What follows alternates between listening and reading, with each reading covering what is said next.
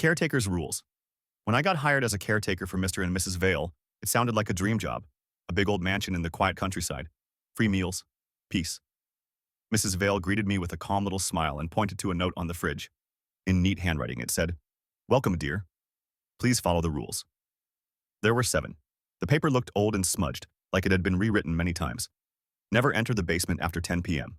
Don't open any windows, no matter how hot it gets. If you hear someone calling your name from the hallway, don't answer. Serve dinner exactly at 7 p.m. 2 plates only. Never touch the portraits. If Mrs. Vale starts humming, cover your ears. Always lock your door before midnight. At first, everything was fine. The house was creepy but peaceful. The Vales didn't talk much, and dinner was always silent.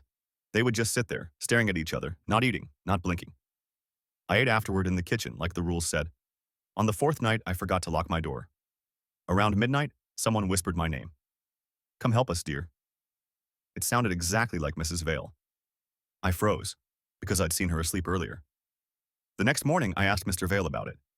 He went pale and said quietly, "That wasn't her." "She hasn't spoken in years," I laughed. "Good one." But he didn't smile. "She doesn't like when people break the rules," he said.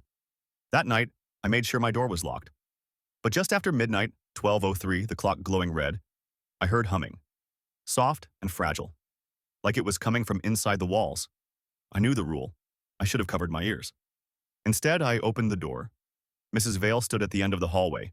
Her face was stretched into a strange, too-wide smile. And behind her, the portraits were moving. Their eyes blinked. Their faces twisted.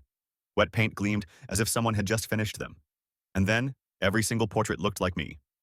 I slammed my door and cried until sunrise. When morning came, I packed my things. "I'm sorry," I told Mr. Vale. "I can't stay here." He only nodded. Few ever do. I left that house and never looked back. 2 weeks later, I found a small piece of paper tucked inside my bag. The same handwriting, the same neat lines. It said, "Rule 8, never quit without saying goodbye to Mrs. Vale." And since then, every night I hear someone humming outside my apartment door.